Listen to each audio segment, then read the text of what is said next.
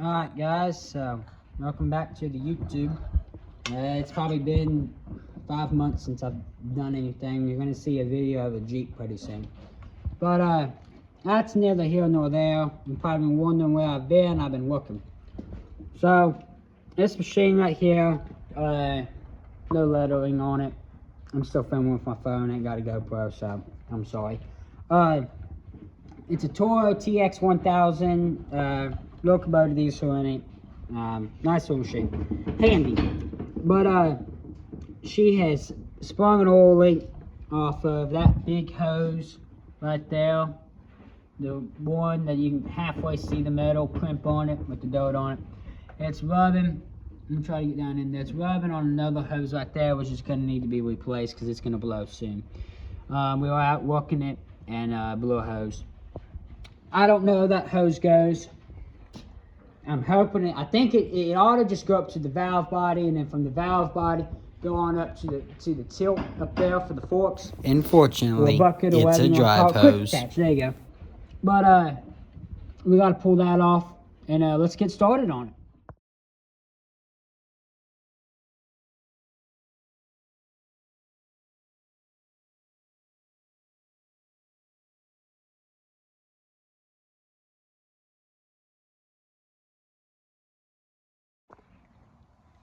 Alright guys, so I think my time lapse worked. I don't know if it did or not. I cut it off at some point, but because it was taking longer than it should. But that's the little hole right there. That's what caused all this. So we're gonna get this line out and get a new one on. Alright guys, so this hose runs up under the heel. There's like an engine mount or a bracket. I don't know what it is. Something right there. It runs through. And then it's running up back this way, so well, you can't see anything.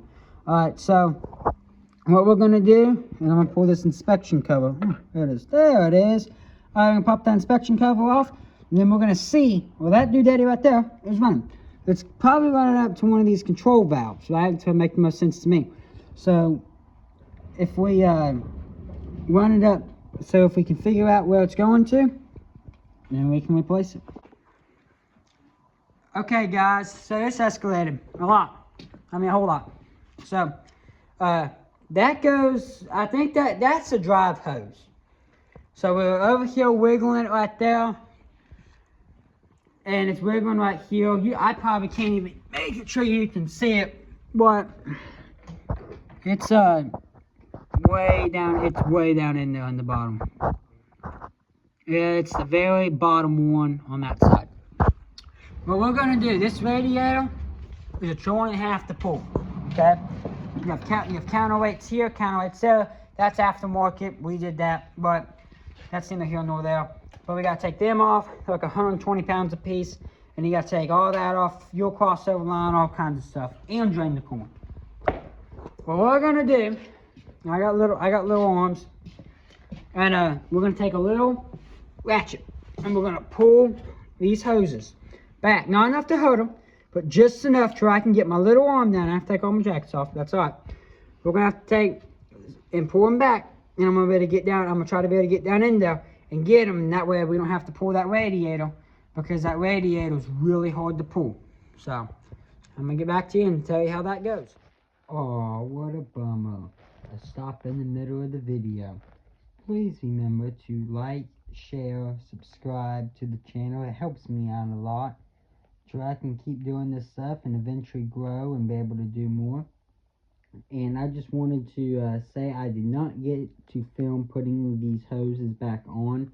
It actually turned out to be 3 of them. In the beginning of the video I said they rubbed against each other and they're going to need to be replaced. Well, we drove the machine for about another 5 minutes and both of them blew. I was at school when Daddy and a buddy of his that's really good at mechanics came over and did it.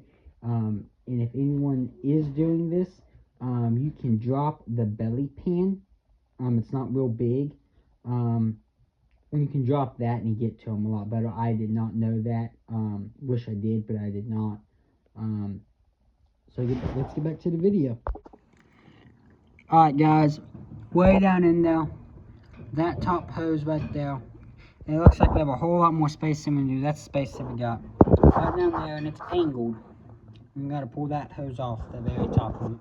Thank God it's not the bottom one, but that top one's still very hard to get to. So we're gonna go ahead and try to get that off.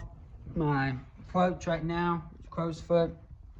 Got that winch. It's too long, so I may have to trim it down or find one that's shorter. So that's what we're gonna do. Did you get it free? Okay, guys. So here's what I did.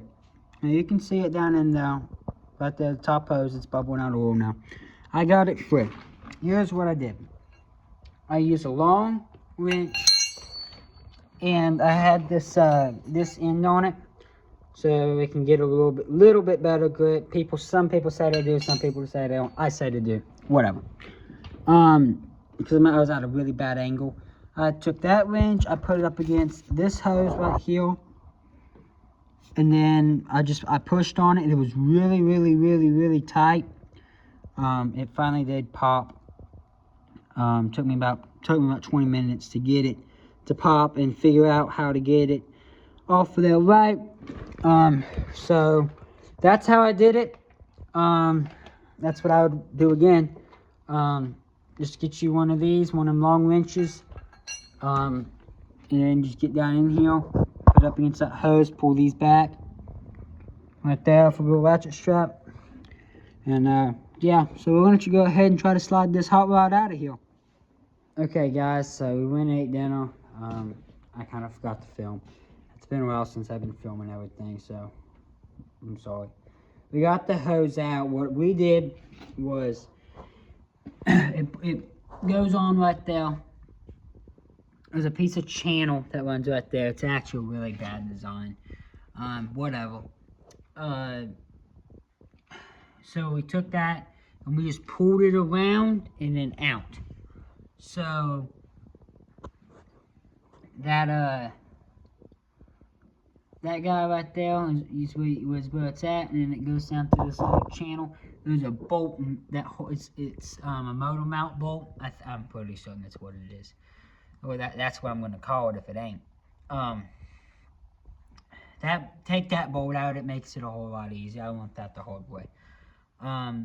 You don't have to, but you need to. It's definitely, you definitely need to take that out. And then just slide the hose out. I don't know if I'm gonna have a part two.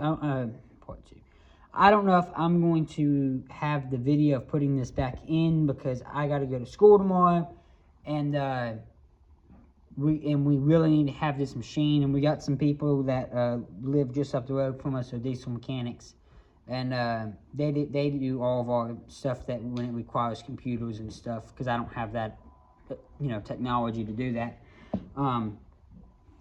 But they may come and put this in, so obviously I won't have a video. But if not, you will see the video of me. So sorry about the cut in the video. My phone actually ran out of storage. But the reason why we actually paid someone to come out here and put those lines back in was because that machine is the lifeline to our company. We lose $5,000 a day when it's not up and running, and we really should have 2 of them, but we only have 1 of them. So it has to be up and running at all times. So less downtime, more money we make, and paying them, to come out and do it, it's the smarter thing to do. Because I'm at school. I don't get home until almost 4 o'clock, and by that time, we can't get out. We can't, even if I did get it put back together that day, well, we lost the whole day versus paying them, and we only lose half a day. So it makes more sense to pay them. Okay, so I'm scared not to pull the radiator. Hopefully not, but I'm gonna jump off of here because I got some other stuff I gotta get done. See you next time.